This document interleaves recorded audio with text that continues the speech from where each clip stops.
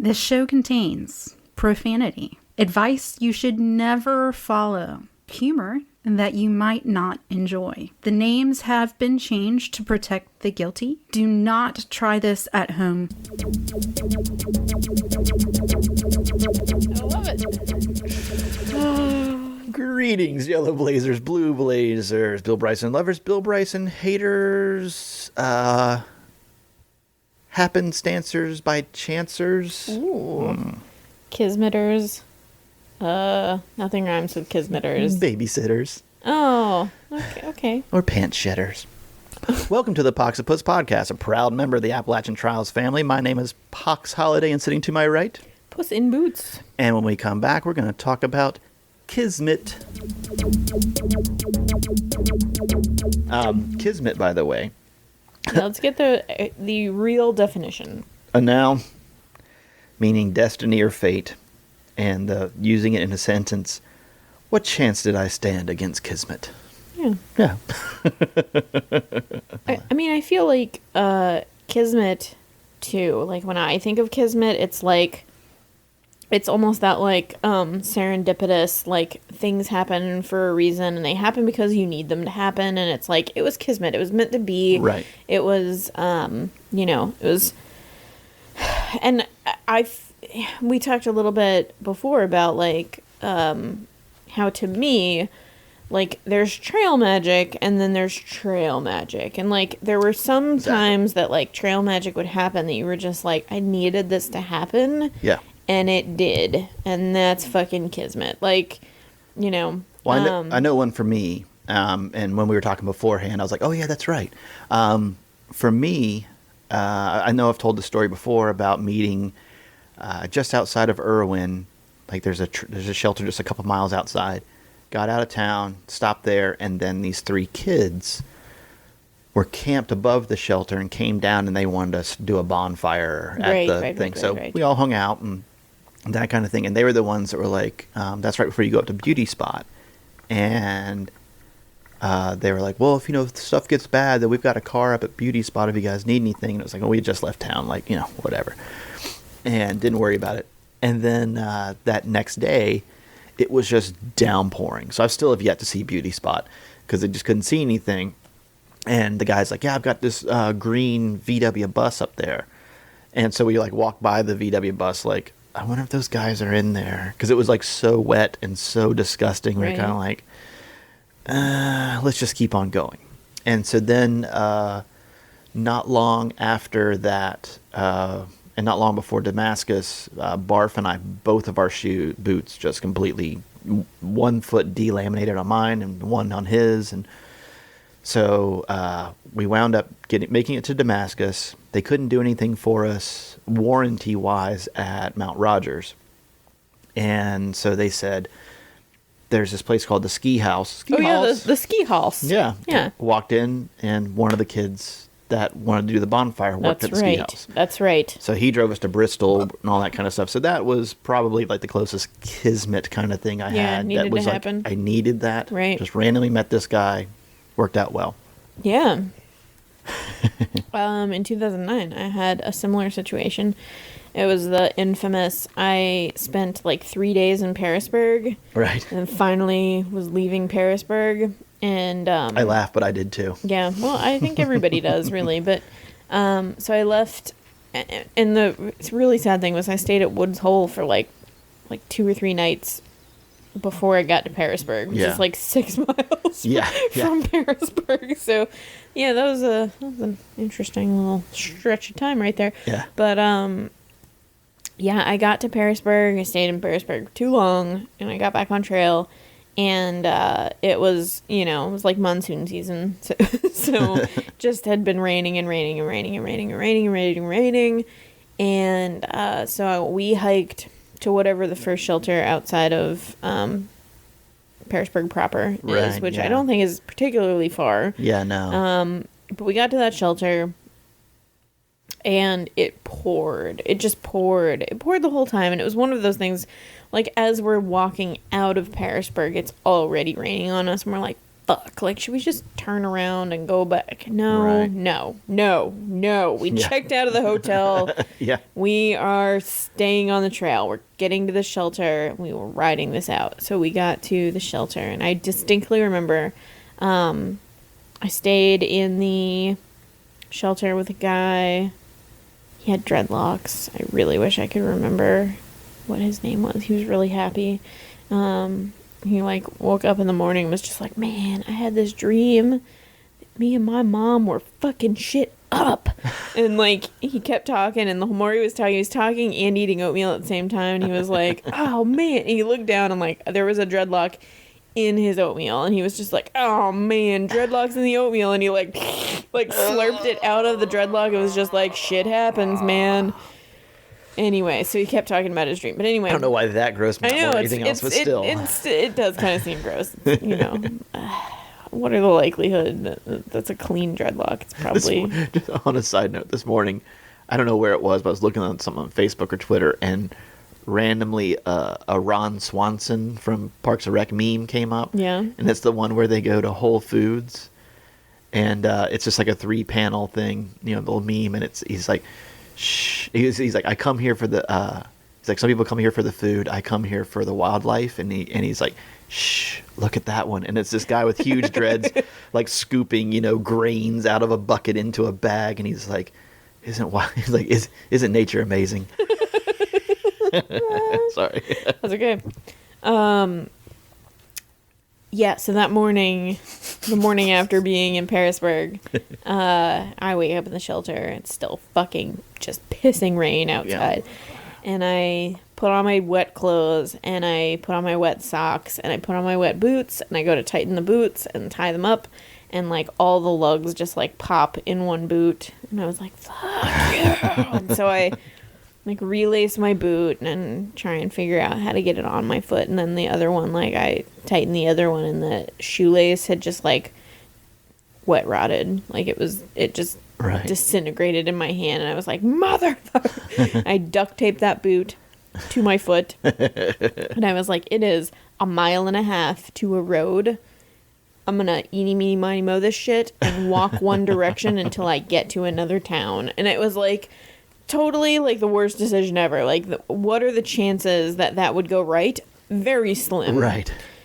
But I got to the road, and I chose right, and I started hiking to the right, and as Kismet would have it, I ended up, I'm walking through it's like a forest road. Like, it's not a road that people should live on. Mm-hmm. But the woods break, and there is a perfectly manicured, like, 50s style house with a yard, like, carved out of the woods. Yeah. And an old couple with a lab in the front yard is like, oh, we're just about to go to town. And I was like, can I ride in the back of your pickup truck? And they were like, yes, you can. And I jumped in the back of the pickup truck. They took me directly to a fly fishing outfitter that carried keens, but they didn't carry my keens. And he was like, I know who carries your keens. Let me take you there. And like, he just like brought me to Blacksburg, and I hung out I ate like fish tacos and drank margaritas,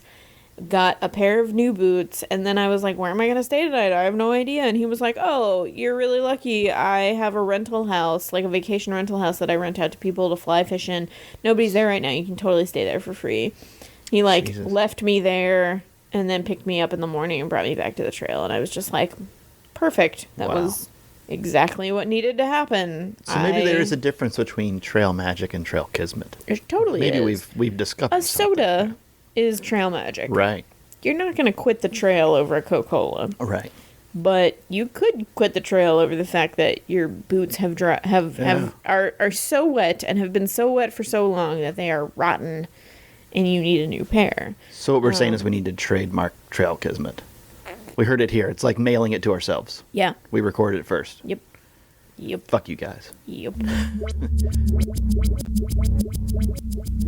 So we do talk a lot with people who have thru-hiked the Appalachian Trail, people that are going to hike the Appalachian Trail, people that are at trail days because they're between Irwin and Damascus. But I was listening to a podcast that I enjoyed listening to a couple of times a week, Scarborough Country. It's the Sklar brothers, the twin comedians. You've probably seen them before.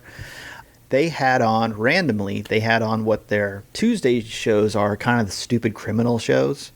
And they're entertaining to listen to. And they have a co-host, Daniel Van Kirk, and he kind of presents these different silly, stupid criminals. Usually it's from Florida, usually involving a samurai sword or an anaconda or, something like that. And so they had this woman named Jessica Watkins on there. The big thing with her is they met her in Arizona, and as she was walking across the United States. Jessica's a comedian from New York City. And she just basically decided one day she decided she was going to walk across the United States. And while I was listening to the podcast, I realized she was being asked all the same questions that Thru-Hikers are asked, How much do you carry? Do you have a gun? Do you have a gun? Are you worried about being raped? How many miles do you do a day? Yeah. You worried about bears? Yeah. So I realized she was asked a lot of those questions. I was like, oh, she's basically, getting asked the same stuff we do and has to deal with the same things, kind of. And so I don't even know if the episode had ended, and I already tweeted at her, and she said she wanted to be on the show. That was a couple months ago, and it worked out that we were able to talk to her, and here is our conversation with Jessica Watkins. Are you really Skyping it? Huh? Are you Skyping it? That's how we're talking to her. It's from Skype. Oh, boy. So we should just, smoosh her.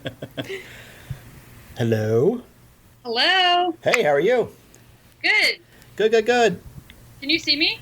No. Now we can. There you are. Hi. We don't normally stand cheek to cheek for our podcast, but it works out that way. You look great, you guys. Oh, we know that. Oh, thank you. And you look wonderful as well. Really And so we're having to talk into two mics and into the mic of my phone. okay, cool. There's nothing weird about this at all. Well, cool. Well, I just wanted to say I heard you on the Sklar Brothers first. And, yeah, and that was great. And the one thing you don't have to worry about with our podcast is hiking the entire Appalachian Trail. We've been asked all those same questions. Right. So I'm going to put a little disclaimer at the beginning, we've already asked the rape and gun questions.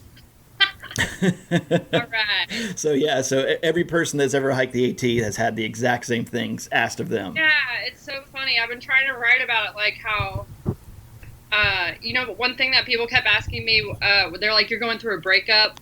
And I'm like, would they have asked this to a guy who was walking? I'm pretty sure they wouldn't have ever met a male hiker and been like, where'd you start? Oh, Delaware, cool. What, are you going through a breakup? No, for us, we got fired. That's what it is. We got fired from our job. So what happened? Did you get a divorce? You get fired? So that was what the things that weren't covered in that were, when did you start and when did you finish? So I started April 13th last year, and I finished the December 23rd, but I got back to New York January 14th. So my whole leaving home and coming back home was like a 9-month adventure, exactly. Oh, wow. Okay. Good deal. So how many miles would you average a day? I averaged between 15 and 30. On the East Coast, their distances were shorter. The towns were a lot closer together. Right. And I could actually get from one town to another town in one day, But then as I started traveling further west, obviously things get more spread apart. And then in Arizona was where I was really doing the most miles a day. And the most I did was 32. Okay. Nice. And so, but if it was a solid walking day, I never really did less than 15. If it was less than 15, it was a breeze. Yeah. And where were you staying along the way? So it was all different, when I started, there was a little bit of camping in Delaware, which is cool. And then I started staying more with people, especially through Pennsylvania and Ohio. It was a lot of staying with people that so I went to DC, and after that there was 300 miles that goes up the C&O Canal and then the Allegheny Passage, and that was all camping pretty much. And then after that it was staying with a little more people, using couch surfing and warm showers, and I used Facebook a lot, just social media friends of friends. Like the most I went out with 7 different people. Like a friend told me about this person, and then they told me about another person, and it went all the way to like out to 7. You know, where I stayed in a row. So that happened pretty often.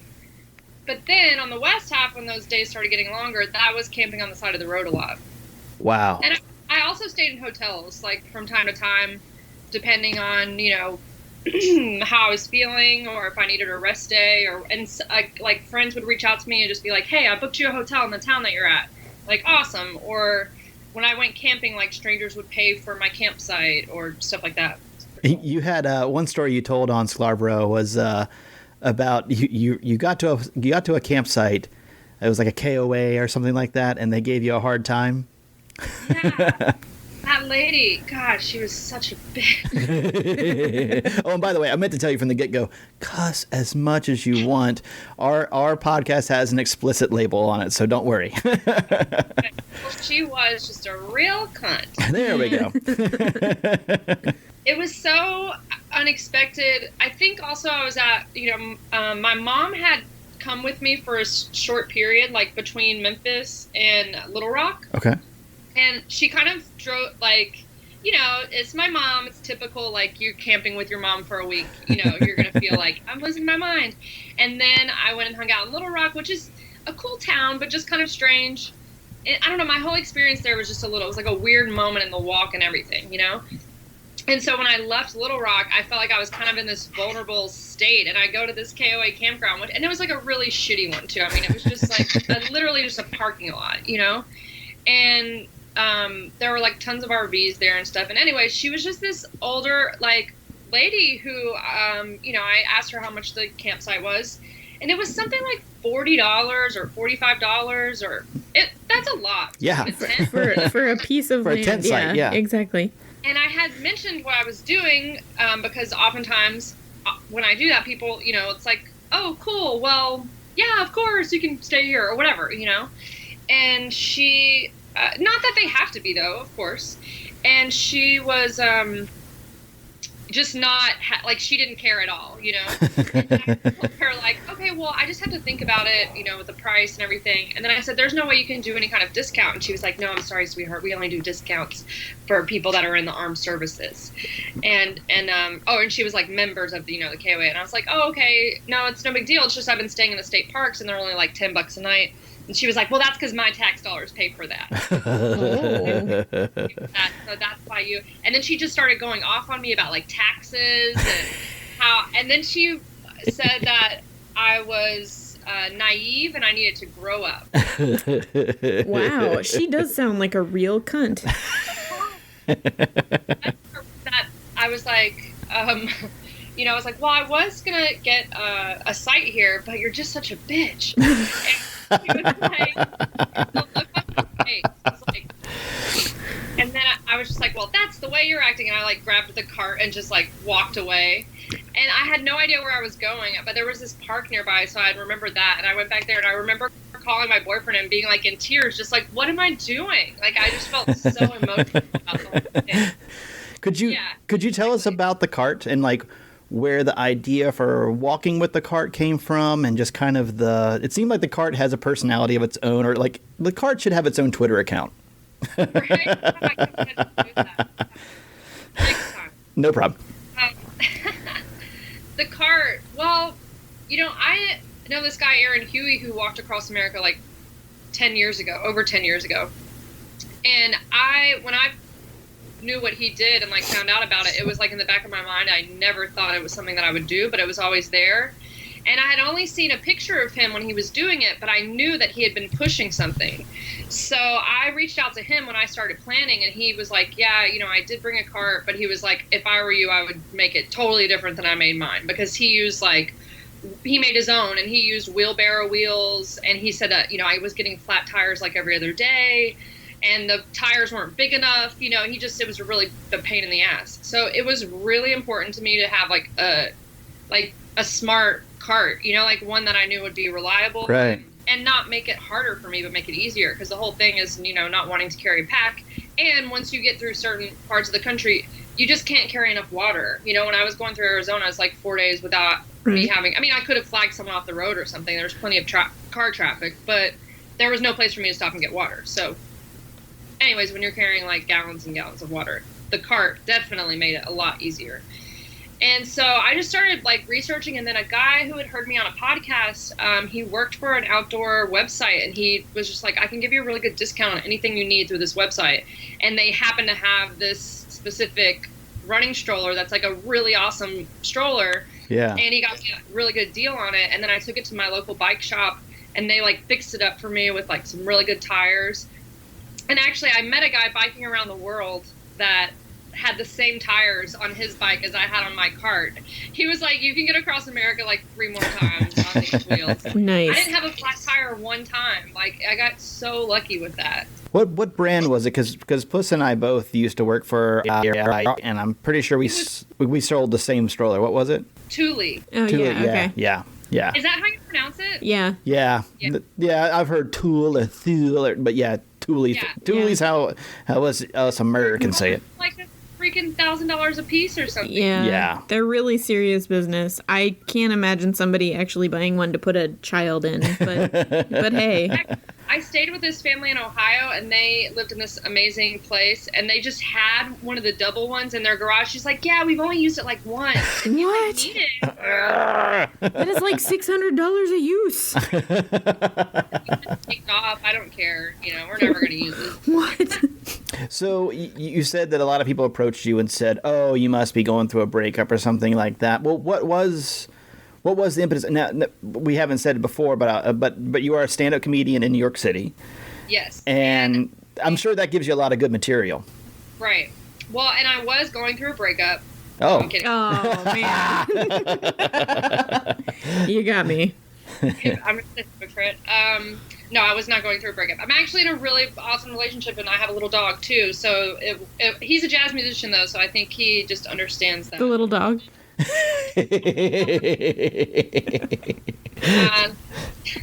They're both. Good for them. So, anyhow, well, I've been pursuing the arts for like 12 years now. I lived in LA for 6 years. I've been in New York for 6 years. And at some point, I made this movie called Bad Batch like 6 years ago. And it was the first time where I really worked on a project that I believed in. And even though it was like a silly stoner film, it was cool to make. And like, we went to Sundance and did like a guerrilla marketing scheme. And it was just like finally like working on something that you felt like, I made that thing, you know? Right. And so I really wanted to, I was just thinking about the idea of, I've been doing stand-up in New York. I'm building, like things are going good, but I need like a project. And I'm working at the restaurant during the day to make money. And I knew that if I wanted to like really invest into a project, I would need like a really good idea so I could have support of like friends and people around me, you know? Mm-hmm. And also the idea of adventure, because my whole life I've lived in either LA or New York, like these big cities where I can't really save money or travel. And I really wanted to go on some kind of adventure. And the idea of walking just seems so like cathartic. Like, I don't know, like just a time to think and reflect, and it's slow, it's cheap. Mm-hmm. Like it just seemed, I started researching and it basically realized like people do it, and I met people that did it. I met 4 different people when I was walking that were doing it, and I don't know, once I got the idea, then I just started planning. And I think in the end, I definitely felt like I was sort of seeking something, like looking for something, that everyone has that idea of this grand quest, Mm-hmm. But I think that always the lesson maybe that you learn at the end is that life is full of those lessons every day, like through all aspects of our life. Like you don't have to walk across America to figure that out. It's good to do that because it was a great time of reflection, and I definitely learned, like, one huge lesson was just how every time I would give in to, not having any plans, like, okay, I don't know where I'm going to stay in the next town, because even oftentimes I'd have a plan B, like, okay, there's no place to camp, but if I don't see anywhere, then maybe I'll meet someone. If I don't, there's always like this little hotel somewhere or whatever, always having like a plan A, B, and C. But sometimes there wasn't that, And so when I really just let that go and was like, I don't know what's going to happen, Like, amazing things would happen every single time. Now, where did you start and where did you end, and what kind of path did you take? So I started in Delaware, in Lewis, Delaware, which is the first town in the first state. And it's right on the ocean, and I camped there at Cape Henlopen Park. And then, well, like 4 days into the walk, I got tendonitis in my left knee. It was horrible, super painful. I was stuck at this campsite for a few days. I didn't know what was going on. Well, this woman who helped hikers in Delaware, she and I had been in contact for a while, and she was like, you should come just stay at my house for a few days because she lives close by. And, you know, let's just see what's going to go on with the knee. So I ended up staying there for like a week, or like 5 days or something, and just hanging out with her family. They were so cool. Like, I just was part of their furniture. Like, I just stayed on their house, like one leg elevated, like seeing them go and come, and like being there for like all these family things. Like, her daughter was going to prom, and her son had just had his like third open heart surgery, and he's here giving me advice on my knee. He's like, I don't know, maybe it's just like out of place. Mine goes out of place all the time. He's like really bummed for me. He's like, oh man, what are you gonna do? I'm like, you just had your third heart surgery. 12-year-old.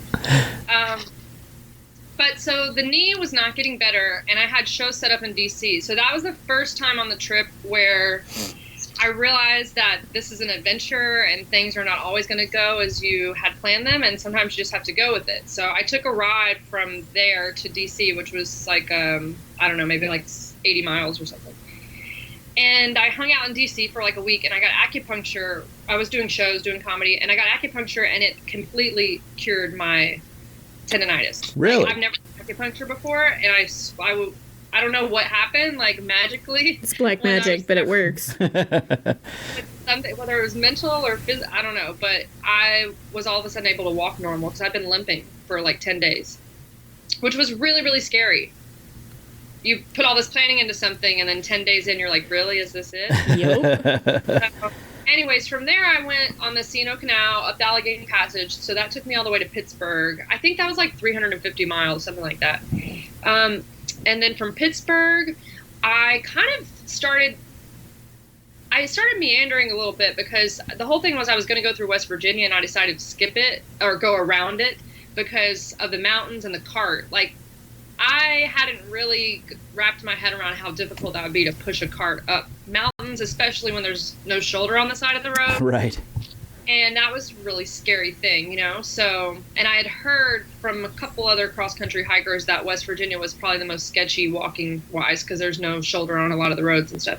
And, like, 2 different people mentioned, like, apocalyptic when they were describing it. I just decided to go around it, so I went up, like, through Pennsylvania and then over into Ohio. And that was actually really hard, too, because I kind of missed the memo that... There's also, like, I mean, the Appalachian Mountains are still kind of there, you know? And so I was basically, on this one part, pushing this cart up, like, the edge of the Appalachian Mountains, and it's, like, 93 degrees. And I would just, like, pull over on the side of the road and cry for a second and then start pushing my cart again.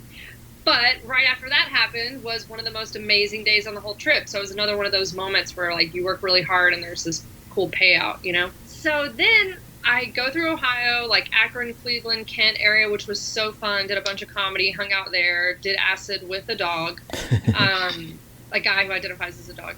And wow, that's a good distinction. That's a good distinction. You know, when you said that, I was like, yeah, acid with a dog, West Virginia, all sure. right. That's really cool. They're good friends now. And when I got to Columbus, Ohio, my sister had a baby in Nashville like a month and a half early.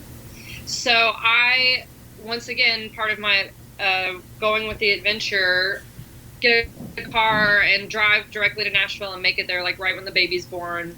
And I hang out there for a week with this baby, and it was really strange because they're like nesting and having a child, and I'm like, haven't had a job in months. I've been away from home. I'm like living out of this cart. Pushing an empty baby cart along the way. Yeah. Yeah. He has a baby, and I'm just sadly like. Maybe when I'm done with this, you can have my amazing Thule baby cart. Maybe. Or you're just going to push around a few cats in it, maybe. Yeah. So then when I was there, I mean, my whole plan was to go back to Ohio, but I started being like, what if I just started from here and walked through Tennessee? So I ended up flipping a coin 3 times, best 2 out of 3. And it said go through Tennessee. So I just started walking from there, and it was so hot. It was the end of July in Tennessee and Arkansas. And it was like horrible. But it was beautiful, and the people were nice, but the humidity and the heat, I still don't know how I did it, because it was like intense. And so then I went through Arkansas, up through Little Rock, through Tulsa and Oklahoma City, and over to Amarillo. And once I got to Amarillo, I got offered this gig in New Mexico at this casino, and it paid $350. And so I had to take it because I didn't have any money. And a friend of mine was planning to come visit me anyway. So I'm like, hey, do you want to road trip me down to this casino? Because it was like in the southeast part of New Mexico. Huh. And so he drove me down there. I did my first 45 minutes of stand-up at this really bizarre casino in the middle of New Mexico. It was really fun. And then I pretty much started walking from there and went through Pie Town, New Mexico, which you guys have got to go to this place. I actually just saw something about Pie Town on TV the other day. I can't remember what it was, but there was a story about Pie Town and about the 2 different places that sell pie in Pie Town. Yeah, and there's this place there called the Toaster House, and it's, you know, the Pie Town is on the Continental Divide, so there's a lot of hikers and bikers that go through there, and there's this cabin there called the Toaster House, and on the front it just has a sign that says, no one lives here, make yourselves at home. And I stayed there for 3 nights. One of them was Thanksgiving. The pie shop gave me this huge pie with all different kinds of pie, and they brought me Thanksgiving dinner. Oh, wow. And it was like pretty cold, so I had to keep these fireplaces going all night. And I didn't have any self-service or internet or anything, but they did have like 100 different cassette tapes and speakers that went all throughout the house and outside the house. So I was just like putting on cassette tapes and just like walking around this cabin and hanging out. It was awesome. Nice. And then I meandered through there into Arizona, down to Phoenix, and from Phoenix to the California state border, I took a ride, and from the California state border, I walked to Oceanside, California. Cool. Oh, you know what? When you guys were talking about like fate, right, or like Kismet, I think one of the best times that happened on the trip for me was, and I might have told this story on that podcast, I don't really remember, but when I was in Texas, there was this part where I knew I was going to have to walk on the freeway, and it was pretty scary because the speed limit there is like 1,000. You guys know. Mm-hmm. It's like it was like 85 or something crazy. And also it's illegal to walk, on the highway. Right. And also people hate that you're doing it, obviously. So it's just really uncomfortable. It's like the worst of the worst. Yeah, fuck you and your cart. Yeah. So I knew I was getting closer to the section. Nothing on my maps were showing any kind of road. The day I was going there, I was walking, and then I was like, okay, I know this is happening. And I kind of walked around one way, and I thought I saw someone in the distance, but there's no road. It just turns to dirt. So I'm like, okay, this is it. I'm going to have to walk on the freeway. And right when I'm about to get on the freeway, I see coming, and I'm in the middle of nowhere. I see this scooter coming up, and then he has it's like a scooter with a trailer on the back, and it has a sign that says "Walking with Jesse." Okay. Like, what? Hi, and he's got a dog in the back, and I'm like, hey, I'm like walking across America right now, and he was like, oh, I was walking across America, but someone gave me this scooter. I'm scootering. Was it like a Dumb and Dumber scooter? It was like, yeah, pretty much. Like I get 70 miles to the gallon on this hog kind of scooter. Okay, basically. Nice. Awesome. And he had turned his cart. Well, oh my gosh, hashtag Walking with Jesse. If you look him up on Facebook, okay. Yeah, if you see what his cart looked like when he started, it will blow your mind, and you'll know why he then got a scooter. Okay.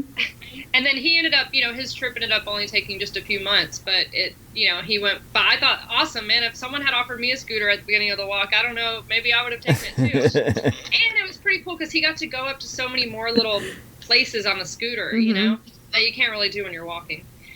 But anyhow, so we meet there in the middle of nowhere, and I'm like, I'm really nervous. I got to walk on the freeway. He's like, me too. I was freaking out about it. I went to go see if there was another road. There's not another road.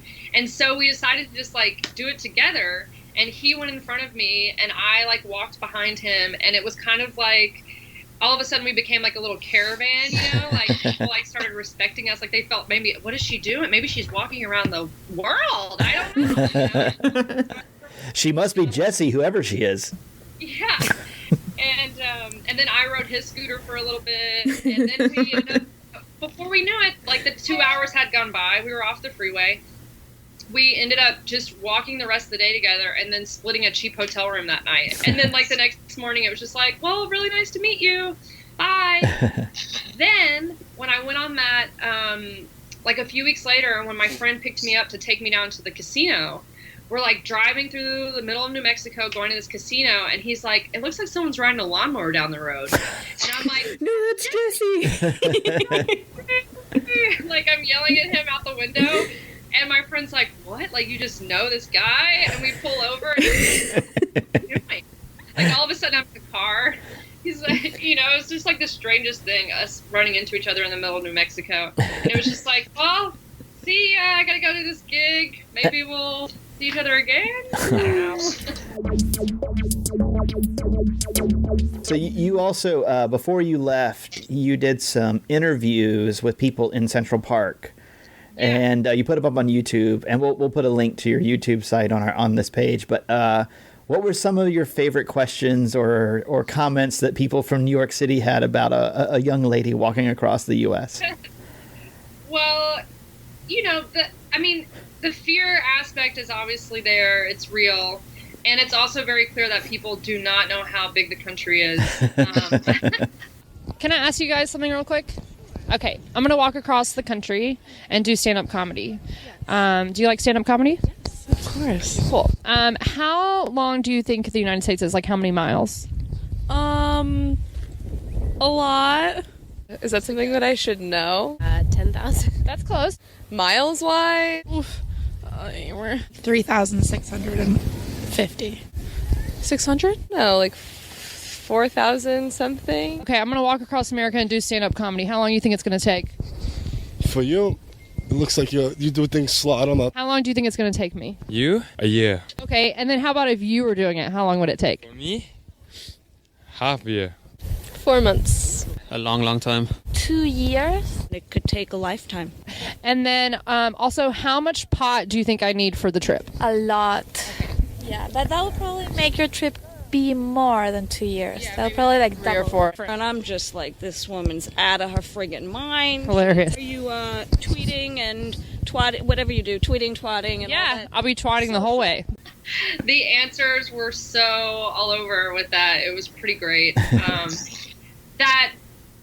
No one, someone actually gave me really good advice when they were someone once told me that a place was a mile away and it took me 3 days to get there or something. I forget what they said, but it's true. When you start walking across America, you realize that no one knows how long a mile is. They're like, oh yeah, that's about a mile and a half up the road.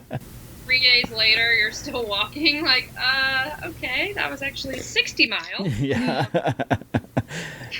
I just had an interaction with my wife. We were sitting in our backyard. I live really close to the Great Smoky Mountains. And we were sitting outside having dinner one night. And I looked over at this tree that I'm like, I think we need to cut this tree down because it's kind of looming over our house. And she's like, that one? And I'm like, yeah, that one right there. And I said, yeah, God, it's got to be at least 50, 60 feet tall. And she's like, really? And I was like, yeah. And I was like, honey, how tall do you think that tree is? She's like, I don't know, 14 feet. And I was like, so the top of a basketball backboard. She's like, I don't know. People you ran into had problems with miles. My wife has problems with feet. Is feet the same measurement that I am? Wait a minute. Well, does it blow your mind now that you're home too? I always feel there's what walking 15 miles feels like, and then there's like the rest of the world, and it's like, oh, it's 15 miles, like, oh, we're totally gonna need a car, and this is gonna, whatever. I just feel like even when you see a road sign that it's like, oh, the next town is 30 miles away, like, in my mind I can't help but calculate, like, oh, that's like 2 days, that's fine. Yeah. And then everybody else in the car is like, all right, weirdo, we'll be there in a half an hour, what's wrong with you? And I'm like, oh, no, that's what I'm used to. Yeah, not only that, but being back in New York where I take public transportation a lot, like, all of a sudden waiting on the subway, or even if the subway, gets a little slow, like, it just is not, and I know that will probably change. Like, I feel like that's something that probably isn't not a permanent effect of going on an adventure like this, but it definitely is for now, that everything just feels like so fast, Yeah. Like, wow, it took an hour to get home? That was great. Everyone else is like pissed. A question I had, I was already thinking about this question. I re-listened to your episode with the Sklar brothers earlier this week, and I already had a question about hunger, and then I was like, oh, that's right, you're friends with a professional eater. You're friends with Eater X. So, but so for people that are hiking the AT, there comes a point in time when you've been walking and your appetite like doubles or triples. In my case, when I got to Vermont, it was just like I had 9 days worth of food and it lasted me 3 days. Yeah. And it just kind of a switch was flipped. Did that happen for you, or? Yeah, it did for sure. I noticed it when I was in when I did that 350-mile stretch of the C&O and stuff. I definitely noticed that my hunger started increasing a lot during that time. And I remember specifically when I went to a diner and I ordered 3 different breakfasts, and like the woman brought them, and being like, "This is ridiculous," and I was just like, "I cannot wait until she sees that I'm going to eat like all of it." And I did. Like, I ate all of it, and I would notice so many changes because since I was doing comedy along the way, I would, for instance, when I got to Pittsburgh, I was hanging out there for a week, and then I got, DC, was hanging out there, and I was noticing that when I would stop for those periods of time, it was really interesting how crazy your weight would fluctuate, because my body was such in this like machine mode, and my appetite had increased so much that even if I would just stop for a few days, my appetite would still be really strong, and like I would just gain like 3 or 4 pounds like all of a sudden. And then it was just weird to see your body in that kind of, I guess it's an athletic shape where your body's just starting to like use itself as a machine, and it's pretty cool. But yeah, it was weird. And I also really enjoy being back, that I don't have to like force feed myself every morning, because on the road it's like, okay, I know I need to just finish this oatmeal. And now I'm just like, oh, you know what? It's okay. I can actually eat whenever I want. So anywhere I want, anything I want, whenever I want it. So you filmed along the way, and you're working on a documentary. You actually did was it a Kickstarter or Indiegogo beforehand about it? Yeah. And how is that going? It's going great. We're in my studio right now. Those are all the cards we made for every state that has behind. Oh yeah, so just all the info from the footage that we have. So we have come so far. It's really exciting. We've been working our asses off. It's me and my friend Lorena. She's the editor and co-director of the project. It's kind of like our project, but now our team of people is growing. So we've got like a sound guy who's helping, and we've got some graphics people that are coming in, and so we've got a couple other producers that are helping. So now we're like really forming our team, and we just finished our first sample, which is like a 40-minute stretch from when my sister had the baby till I made it to Texas. So that was our first, like, just kind of a chronological little sample piece that we put together. It doesn't have a lot of the necessarily plot aspects that we'll be adding, but as far as like flashbacks, I don't know how the story might not be just in chronological order, basically is what I'm saying. But it's been really cool. I mean, I've had to watch hours and hours of stand-up by myself, which is like just hours of footage of me going through some of the hardest times or funnest times in my life. I mean, it was very strange. You get used to it, like numb of it, but it's still kind of hard. The stand-up especially, to I have to take like a little bit at a time, because there's so much of it, and to just sit down and watch like hours of yourself doing stand-up is just hard. Do it in like increments, but I've gotten a lot better at it actually, and I think it has helped me grow like exponentially as a stand-up comedian, and I'm learning so much about filmmaking. I mean, I just made my first, how to make like an LLC to make the film, and so I'm like learning the whole business aspect of it also, and it's pretty cool. You know, it's like I feel like I'm getting my master's in like life. Me too. Yeah. So, how many minutes do you think you've picked up as far as stand-up goes now that you're back in New York City? Well, the whole goal was that I was going to be doing a half hour when I got back. And then when we started seeing the footage from the walk, I think we realized that we have enough there from the stand-up that I wrote on the road. And even though it's not all, well, actually you can see it evolve because a joke might start somewhere and then when you see it at the end, it's changed a little bit. But I have not written a solid 30 minutes just about the walk, but I'd say now at this point, I've got a solid 20 just about the walk. But also, we've been so focused on editing and going through everything, the whole process just went a little different. I was just thinking that when I got back, it would be this sort of stage where I'm like, okay, and now I write. And that's not how it works. It's like this is all just a process. And I think going through the footage, I writing while I was walking, and even though some of it came out, really about the situation that I was in or the city I was in or what I was going through in that moment. And that's really what's interesting about it. So I think that we're still going to film the half-hour special, but I think it'll be separate from the documentary and maybe after we finish the documentary. Nice. Since you're back, now, so you asked people questions before you left.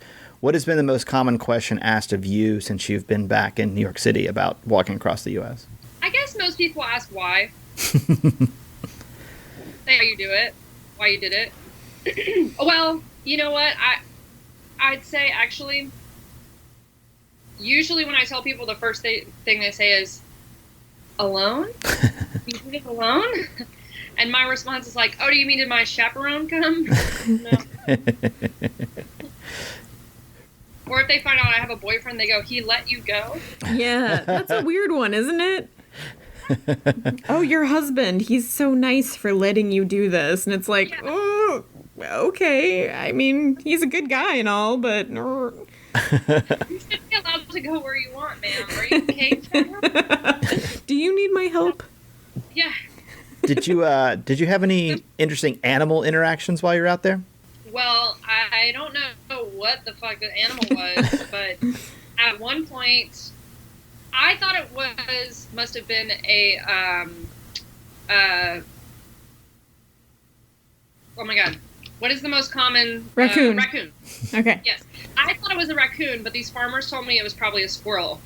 But at some point in a night, a animal of some sort, this is what happened. I woke up, made coffee, got everything going, was about to pack up my tent. I turned on my camera to film. Because I did that, periodically I would film me putting up the tent, taking down the tent. And when I'm going to take off the, top of my tent, I realized there was like blood there. And I'm like, oh, that's weird. And there's just like blood on my tent. And so I film it a little bit of like, it looks like a kill's been made or something. And I take the top of my tent off and then I'm just walking around. And then I realize there's a huge hole in the top of my tent. Like this something bit into my tent. What, like around inside of it, I guess, and then just like left, and I never knew any of this occurred. And then there's just like blood on it for some reason. It was really so upsetting, and the whole time the camera was filming. So you see me just walking on the tent, and then you see me go like, fuck, this is awful. It was awful. Ooh. It was like my home, and it was broken into, and yeah, and there's blood on it. You know what? Camping like a week ago, and I gotta tell you, the blood is still there. I had to wash it off. Well, that's fair. That's fair. Was there a food you craved while you were out there, or maybe like one you craved from back in New York City, or you were like, when I get home, I'm going to eat blah blah blah?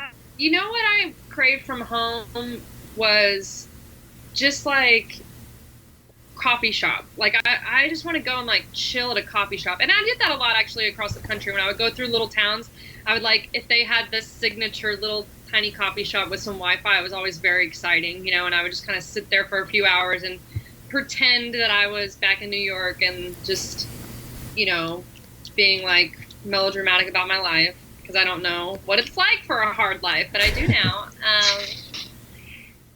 I think I miss just like hanging out. Like I just wanted to, it wasn't any like food in particular, but it was just like, I wanted to just hang out at home. You know, I wanted to like make a dinner at my house with wine and friends and just be in the comfort of that, you know? Yeah. The like nesting, the chilling, just like being, you know, and not that I didn't get to do that on the trip, but you're constantly in someone else's space. And the tent luckily really did feel like home for me. Like when I got in the tent at night, it was like, that was a safe, it always felt like a safe place. So that was good, but it's still not the same. Except for the bloody bite mark. Aside from that. I mixed it up. Well, we only have a couple minutes here, but I just was like wondering what was kind of keeping with that same note there. Like, what was something you learned? You know, it's a cheesy question, but what did you learn about yourself, or what did you take from the hike? Well, I kind of touched on it earlier when I was talking about sort of trusting in the unknown. You know, like every time I would just give in to the unknown, really cool things would happen. And I think I started to realize that, you know, it also makes sense in life. And a part of that is when you're into something like the walk, which you guys know, when you're doing something like the AT and you're in the middle of it, it feels like there's no end. You know, it feels like this is never going to end. What the fuck? Why did I do this? How am I going to do this? You know, that first day or those first steps, it's just, you can't possibly see an end to it. And I feel like, you know, there is an end. Like there was an end to the walk, and I am back home now, and you look back and you're like, man, that went by so quickly, and there were aspects where I could have been more present in it and not quite as fixated on, you know, the things I didn't have, but what I did and what I was doing, and just feel like confidence in that. And I think that we can do that in life. Like we get so bogged down about certain things and you forget, like, this is going to be over. Like, even if it's a relationship that you're in, or like life in general, or a job that you have, or whatever, that's going to end. Like, it's all going to end. Just like, it's so, I know that we feel like it's not, but it will. So you either have to change it if you don't like it, or, you know, learn to like just live, I guess. I don't know, without taking for granted things. I don't know. I mean, I guess that's really good. What we are all, I don't know. It sounds perfect. And also, hey, look, you... Third grade. Hey, you also made it into a book. You're the perky waitress in a book. So, I mean, you know, you got that going for you. I made it. Thank you, Peter Goldman. Buy his book. Well, with our last couple of minutes here, tell us where folks can find you, or and when when you're thinking about the movie being out and all that stuff. So, you know, I have a website, jessicawatkinscomedy.com, and on there, it's still the whole blog for my walk, so you can go back and like look at pictures and little blurbs that I wrote. And I'm going to be posting about the film there as we're progressing. And we're going to be coming out probably pretty soon with some little teaser clips and things to show people. So my website also has like videos there and other podcasts that I've done. And you can find me on social media through my website, but my handle's @JessicaWalking. And the name of my movie is going to be Burning Daylight. Nice. Well, cool. Well, thank you so much. Yeah. Are you going into work today? Yeah. Yeah. I gotta go to the pizza shop. Well, cool. Well, where can people see you around town in New York City? We have some New York City listeners. Yeah, well, if you go to my website or follow me on Twitter or Instagram, I always post when I have shows. I had one at the UCB last night, but I always post about it on social media. So, awesome. So give me a follow. Perfect. Well, thank you. Well, have a great rest of the day, and thanks for talking with us. Guys. Thank you. Thanks. Bye. Hey.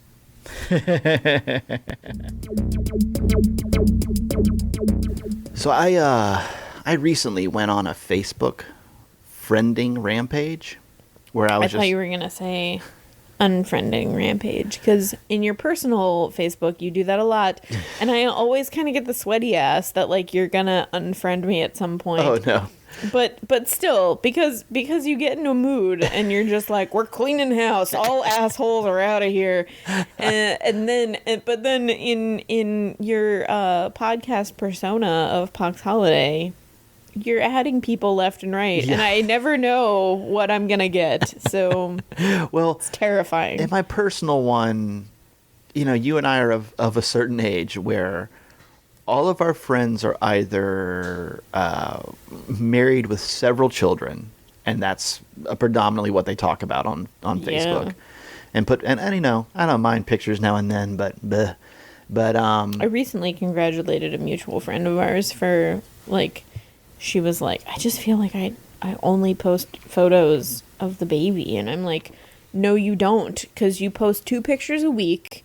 And that's less than some people post in an hour. Yeah. Like, for the entirety of their child's life. Yeah. Good job. Like. Yeah. Like, and then the other part of our friends, they are way more wealthy than us. Yeah.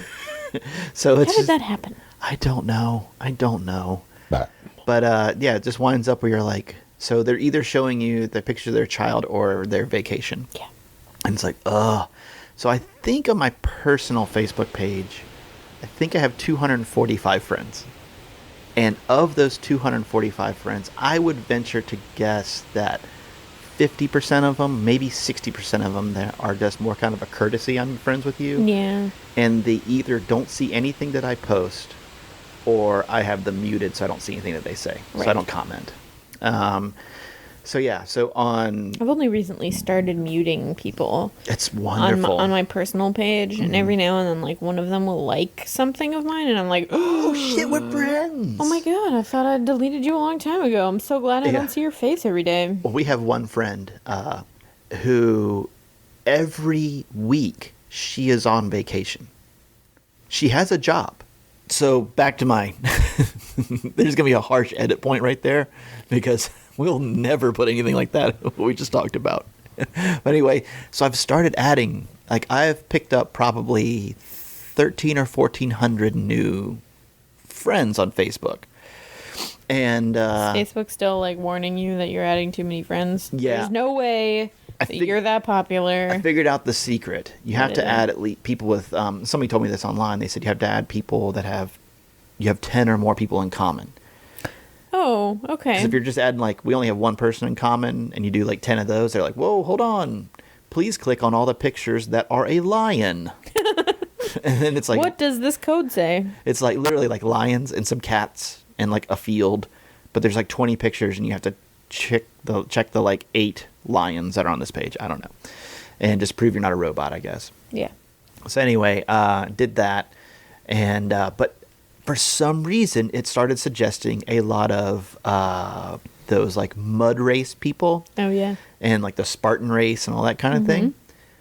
I learned a couple of things.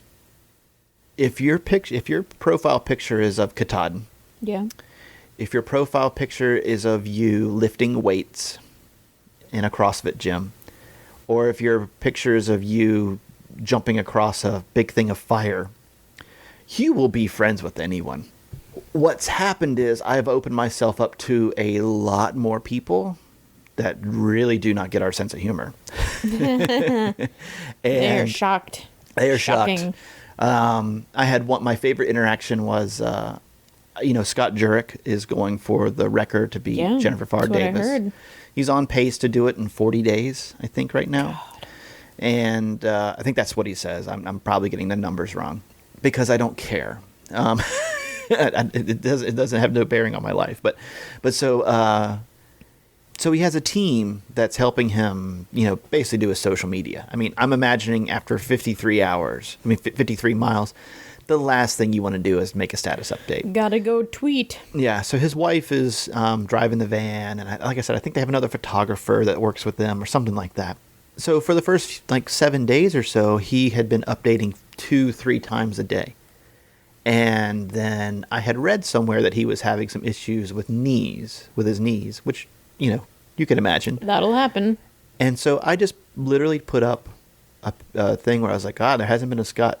Like, he had updated at 1 o'clock in the afternoon the day before, and this is like 10 o'clock at night the next day. And I was like, no updates from Scott Jurek yet, ... And then somebody responded like, well, isn't he on the trail? And I said, yes, but, usually he's been updating every day, and his last update was at 1:41 yesterday. Right. And the person came back and said, well, what do you want him to do? Get off the trail and hold your hand like a little, something, whatever. And I was like, okay, done. And it was a woman saying that. Like, well, it was like, that's a dickish move right there. And I was like, I expect some guy to say that. But she's like, what do you want me to do? Get off the trail and hold your hand? I was like, boom, gone. Like, that's the thing I don't understand about social media is why follow somebody? Like, if I see somebody say something crazy, I'm like, bye.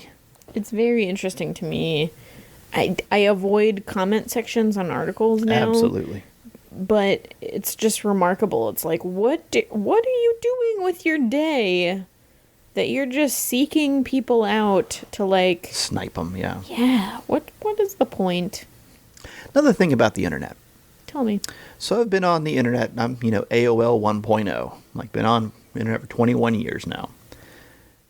How is it that in all those years, I've yet to see a single person I know in a porn?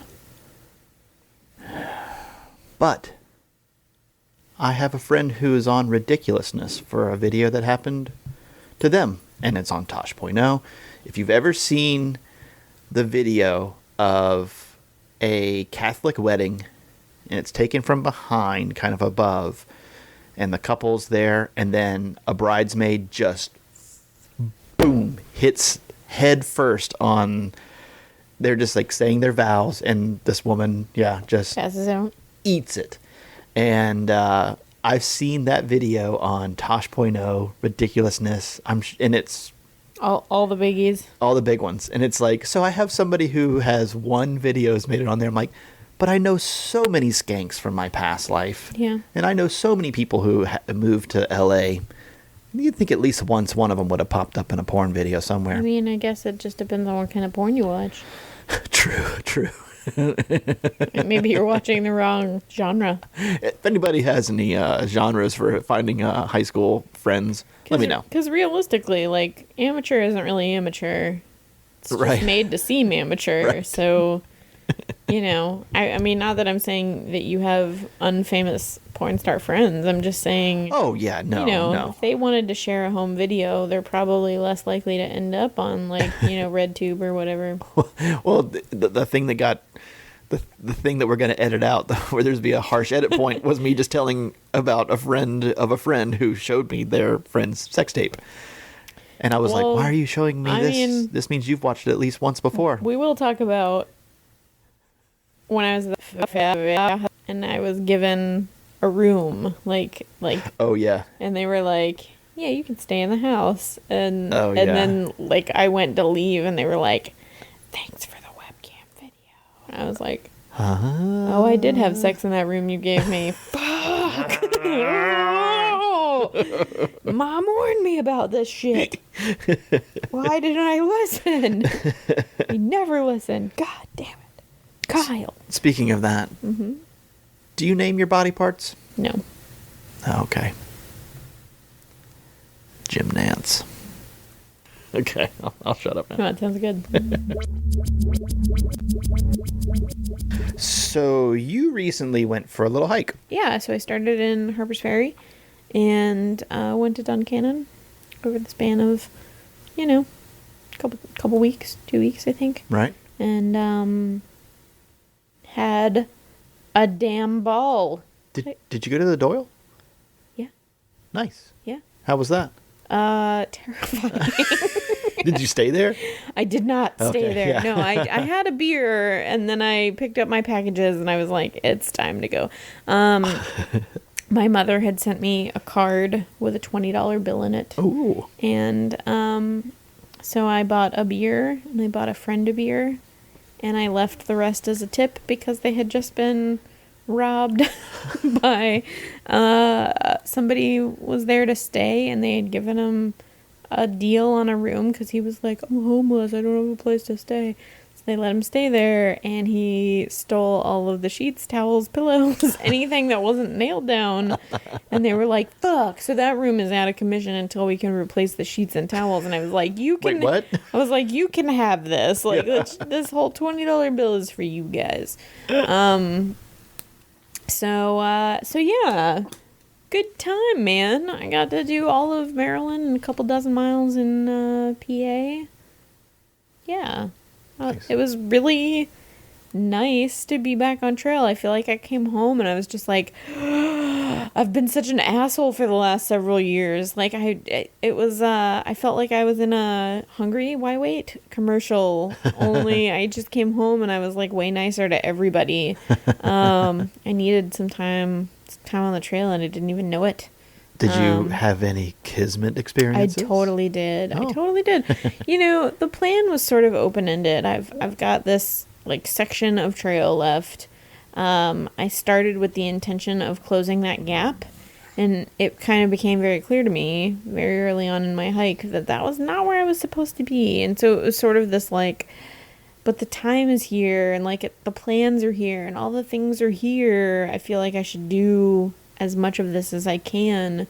And that was it was weird. My brain sort of invented a Venn diagram while I was hiking, and it was a 3-part circular Venn diagram of head, heart, and feet, and all of the intersecting where it was just 2 bubbles that intersected had a green check mark, and then in the middle where all 3 intersected, it had a big red X, because neither my head, my heart, nor my feet were in it to win it. Right.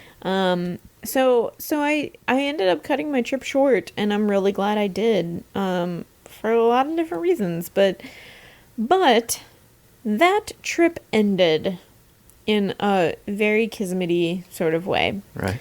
Earlier in, I would say, like after my first week on trail, I was having a lot of foot problems, which for any of our loyal listeners know, that is not normal for me. Right. I have really, my feet were made for walking, and that's just what they'll do. That's just what they'll do.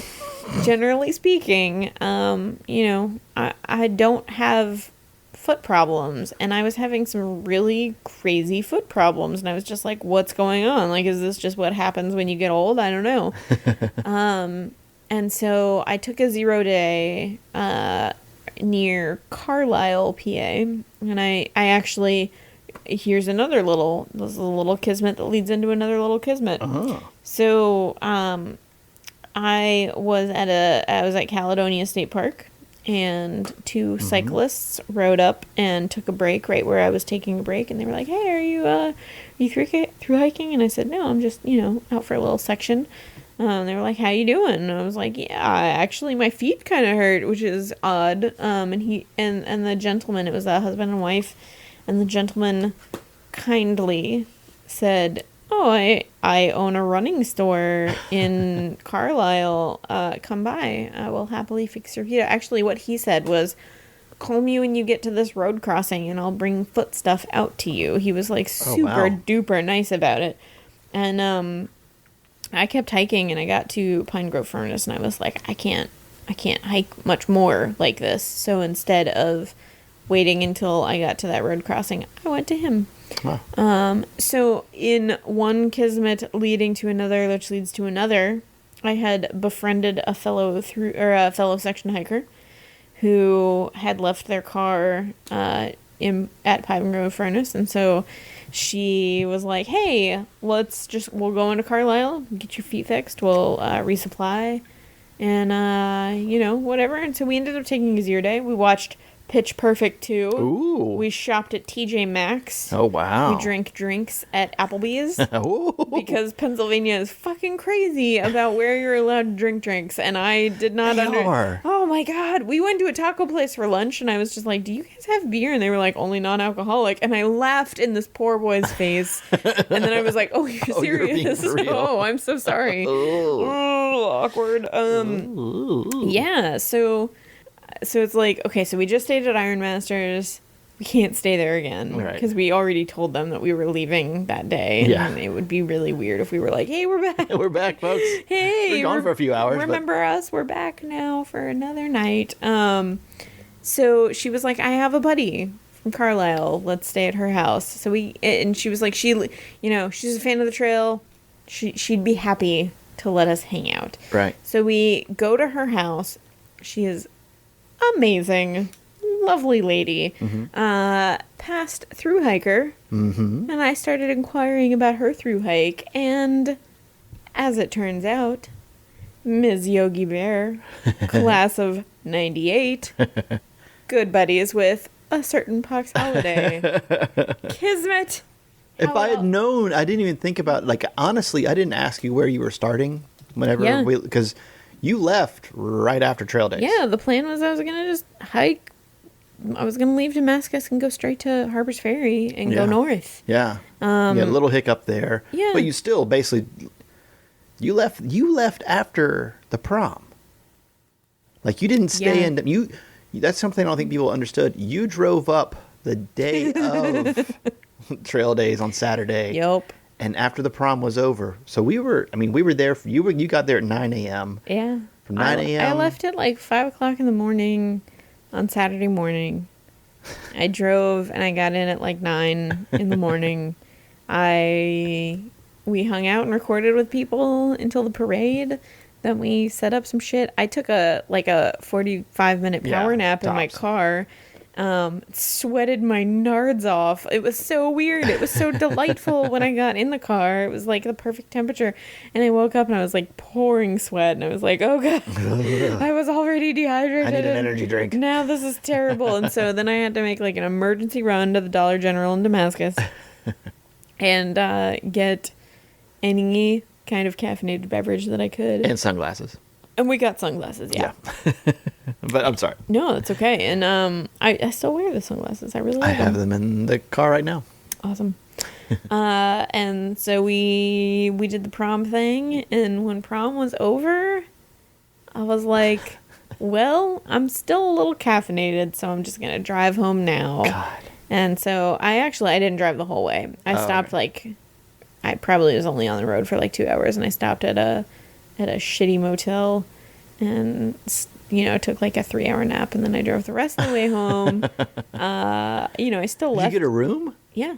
For 3 hours? Yeah. That's how I roll. I'm the only non-whore around that like wishes that motels still did by the hour. Because it seems to be my fate in life is that I only stay in shitty motels for hours at a time. I take Puss in Boots. I take non-whore. Yeah, I take like little naps. The same thing happened when we did a walk in the woods. Remember? I drove through the night. I got to some shitty microtel something right by Amicalola, and I took like a 2.5-hour nap and a shower. And like that's all I needed the room for, and I was just like, what a waste. By the way, $45 poorly spent. Last night I went to a friend of the family's birthday party. Mm-hmm. And I entertained a table full of late 50, early 60-year-olds with my Nick Nolte impersonations. Oh, yeah. They spent so contaminated. But back to Kismet. Yeah. So we end up at Yogi Bear's house, sitting on her front porch, talking about the trail. And she's like, yeah, well, I Thru-Hiked in 98. And I was like, no shit. And so we told stories and trail stories and like had a fucking ball. She lives in sight of the AT still, which is amazing. Right. That comes back into play later because so we stayed there for the night. We left the next morning. We went back to Pine Grove Furnace and hiked out from there. And there were bear sightings that day. Right. That there haven't been bear sightings in like forever on Pine Grove Furnace, but there were bear sightings there when I was there. And you know how like certain smells get seared into your brain? Mm-hmm. Like how smell is like the most memory triggering sense? Yep. I was hiking before I even knew that people had seen a bear, and like all the hair on my arms stood on end, and I was like, I can smell a fucking bear. There's a bear around here. Yeah. It stopped me in my tracks, and I was like, there's no doubt in my mind there's a bear around here. Can you describe it? The smell? Sasquatchy? It just smells like the nastiest wet dog. Yeah, it's like a smelly, poopy wet dog. Yeah. Yeah, that's it. That's all I can... Yeah. That's. I was just making sure. I was like, yeah, you and I have smelled the same thing. Yeah. So yeah. But you know that smell, and I only know that smell because I saw a bajillion bear when I was in the Shenandoahs, and you start to equate the smell with the sight of and there's a bear. something primal about that smell. Like there's something deep in you where like, I'm telling you, it makes all your hair stand on end. Where you're like, there's something bigger than me close by. I had that happen a few years ago when I was finishing up college. I took a hiking class. Kind of like a person from... Of course you did. Yeah, kind of like a person from Mexico taking a Spanish class. Of course. In the U.S. And so we only had to do like 4 hikes on this class. It was an online kind of class. An online hike. It was online, but then we would meet 4 times throughout the semester to do these hikes. One of them being Deep Creek in the Smokies, which is where every tourist goes, and it's just flat. I got to one place early. There's almost a people mover there. Yeah, I got there like an hour before everybody else did. So I was like, I'm just going to go for a little hike while I wait for everybody. A little hike before my hike. And I was walking down. I had been there before, and I was walking down because I was going to hike to the top of a waterfall and look down. And I got about 5 or 6 feet away from where the brush kind of breaks through to where the river is. And there was that smell. Yeah. And I just backed away slowly, looking all around me like, and I'm just guessing that he probably was at the water drinking. But I was just like backing up. And not to jump off here, but have you seen how many bear issues they're having in the Smokies? Yeah. A guy got pulled out of his hammock. I know, that poor kid. Okay, so it's like a teenager. Teenage kid, like 16, I think. His dad was sleeping in another hammock 10 feet away. Yeah. Like, they were pitched to the same tree. Did you hear how he got the bear off of him? Did he punch him in the face? He jumped on the bear's back and was punching the bear in the face from above. God, and the bear finally let go. The people that punch bears and sharks in the face, like, I feel like there's like a special club. There should be like a special seal tattoo. The bear puncher. That you can like get on your chest for being one of those people. Someone who's punched a bear. Yeah. The girl just got attacked in and off the coast of North Carolina. Ocean Isle. Did you see the boogie board? No. The boogie board has 2 huge chunks taken out of it. Now, they got her on the leg, so she's okay. It didn't bite off her leg like that surfer girl. But there literally are 2 an arm, big... by the way. Oh, I'm sorry. Arm. And there's 2 huge chunks taken out of the boogie board. And like there are all the pictures taken there that day. Right. So we hung out with Yogi Bear. We left the next morning. We went back to Pine Grove Furnace and we hiked north from there. Well, her house was north from there. And it just worked out beautifully that right about the time when my feet were like, fuck you, you fucking fuck, I can't hike anymore. Yeah. I ended up within miles of Yogi Bear's house. And so I kept walking and like kept hoping that like I would know her house when I saw it. And when I saw it, it was like, golden beam the shining from it. And I, here's a woman that I've met once, like in the dark. It wasn't even like we, shared all these moments. Like it was just sort of of course you can stay at my house. And then we left the next day. You're friends with this person, so why not? Right, exactly. So I hike and literally end up on this person's porch. Like, I find her house, and I'm like... So, does she, at this point in time, know that you know me? Yeah. Okay. Well, no, she didn't. Okay. Weird. Okay. Yeah. So, I show up on her porch, and, like, the screen door is shut, but the house, like, the front door is open. Mm-hmm. And I, like, knock on the door, and I'm like, oh, good, I know your dog's name, so that when they start barking at me, I'm like, it's okay, guys, we've met. And I knock on the door, and she just pokes her little head around the corner, and I'm like, hey, do you remember me? From hours ago? Because I was on your porch like 3 days ago. Yeah. And she was just like, of course, come in. And I was like, it's like 4 miles to the next shelter, and I honestly don't know if I can make it. And she's like, oh, cool, God, just stay here. Like, so cool. And that's how we started talking more and more about hiking and stuff like that. And she had told me stuff about her hike, but I just realized that it wasn't until like the second time I met her that I realized that we connected, that you guys knew each other on the trail. So we ended up hanging out, and like, she's so cool. And it was just one of those things that it was like, I needed to end up on somebody's porch and for them to say, oh yeah, come on in. I'm making dinner. Like, why don't you stay a while? And I was like, oh my God, I did not realize like how badly I needed that, but I really, really did.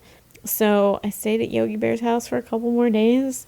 And once I was back in walking condition, I went home. Like, that was I guess what needed to happen. But it all felt so right that like I never really gave it a second thought. If at any point I had felt like, maybe this isn't where I'm supposed to be, like I probably would have. I might still be on trail right now. Yeah. But at that moment, I was just like, this is totally where I'm supposed to be, and this is totally good. Yeah. I think I've been home for, a little over a week now, and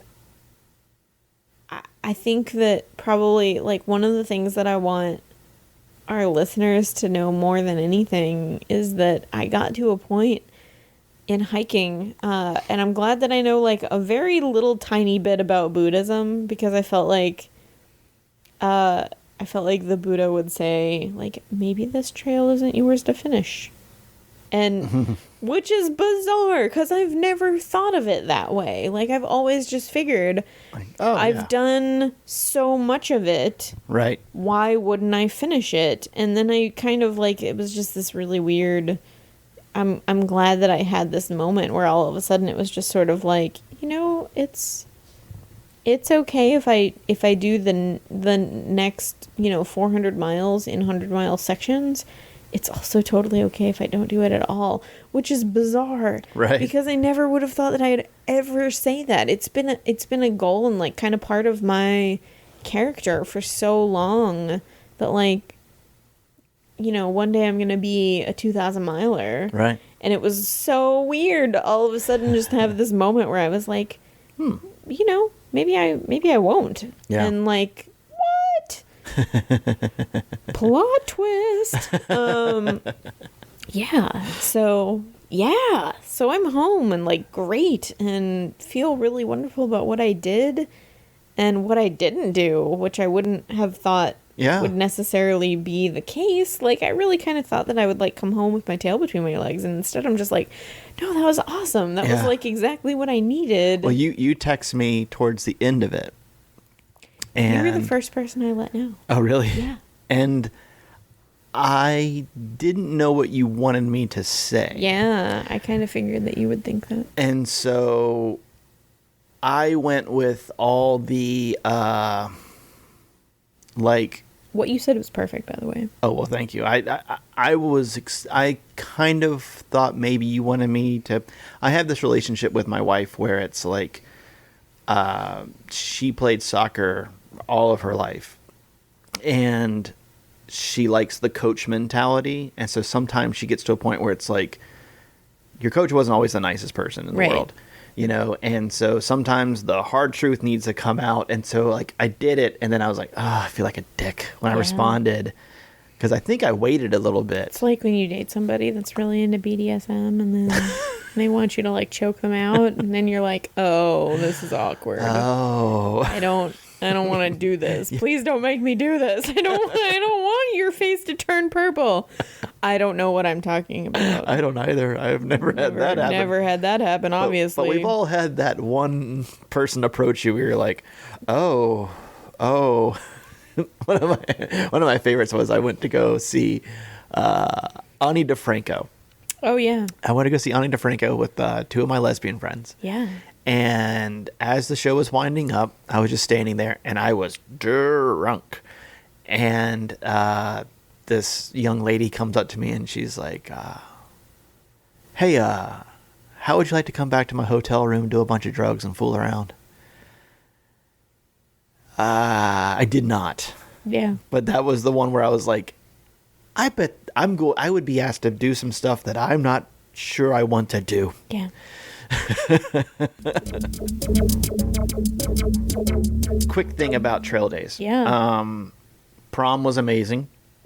And it was all except for that one guy that was tripping balls, but that guy in the corner. Well, I found Yeah. out later on he did okay. He got back to his tent and did all right. he got really mad at me. I offered You were him just trying to help. I offered him assistance, and I said, "Look, man, you That- can stay here as long as you want, but I just want you to know that when we clear out, the cops have already told us that they're gonna hang out, like Yeah. while people clear out. There were 6 police officers hanging out at the back. Cross-armed, just hanging out in their flak jackets, and And just so everybody knows, we had no choice in that matter. Yeah. And Adam, who runs Damascus Brewery, he hadn't asked for them to come in, and he saw the 6 of them standing there, but he was doing something else, and he was going to go ask them what they were doing, why they were just hanging out there, but he got sidetracked doing something, and then I walked past them at one point in time, smiled. Just so everybody knows, throughout the entire prom, I had 2 beers. One at like 6 o'clock in the I afternoon. think I had a beer. And then I had one once we put the music on, everybody started dancing to the playlist. I had another beer. So that was like at 11 o'clock. So I had 6 o'clock and 11 o'clock. Rest of the time, just doing shit the whole time.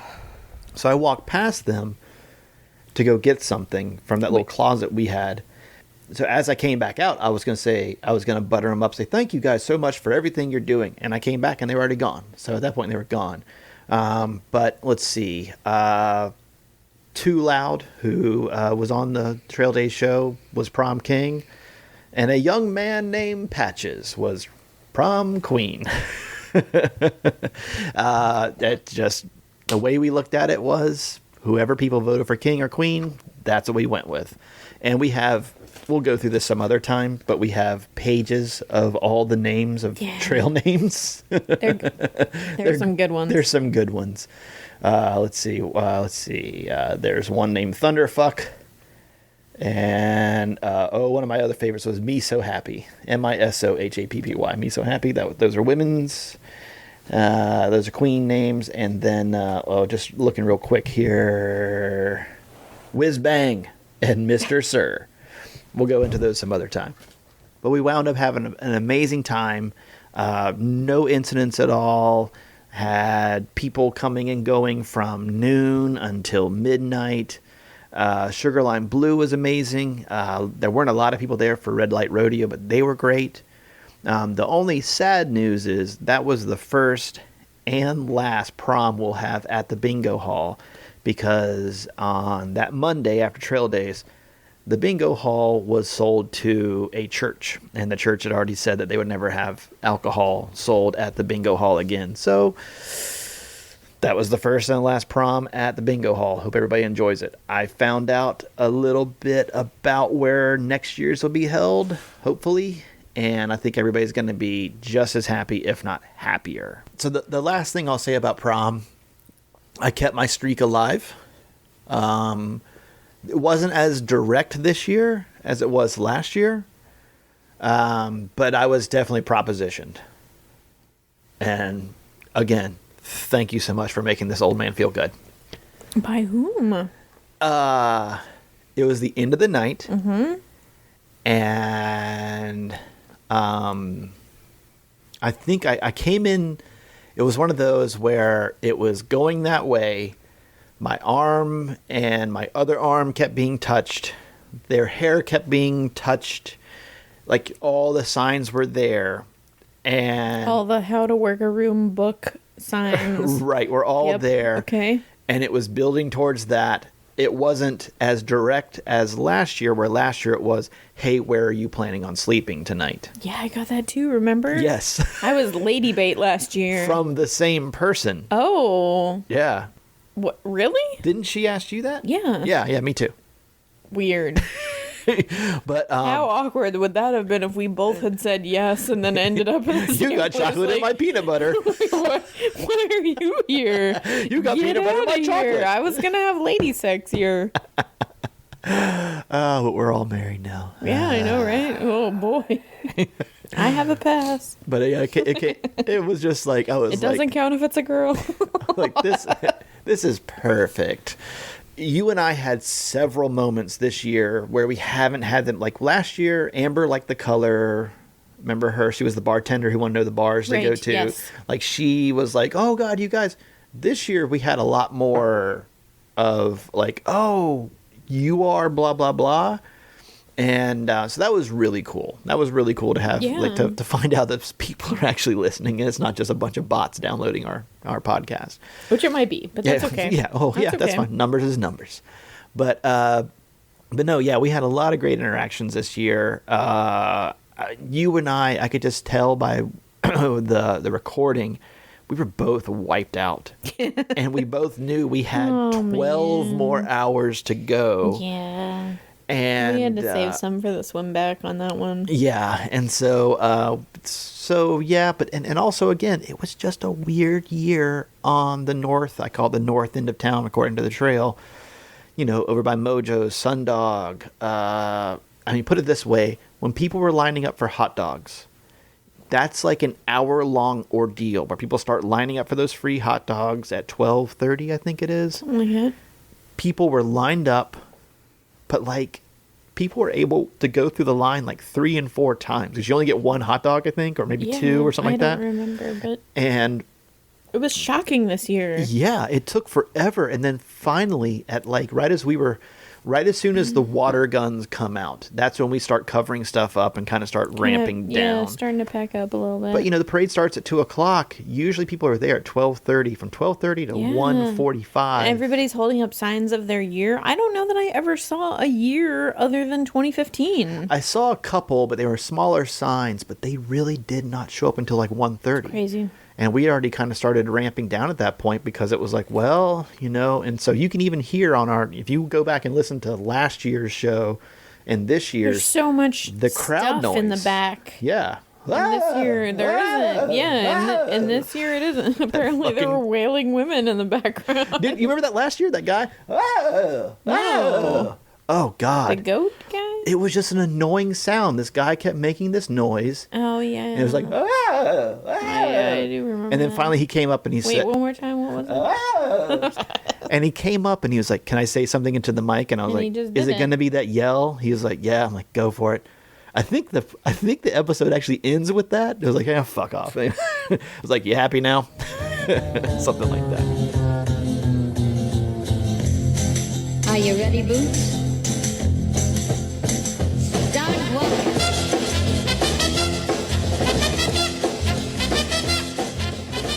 So you can always find us on Facebook, Pox and Puss. Look for us on Twitter and Instagram at Pox and Puss. You can email us at Pox and Puss.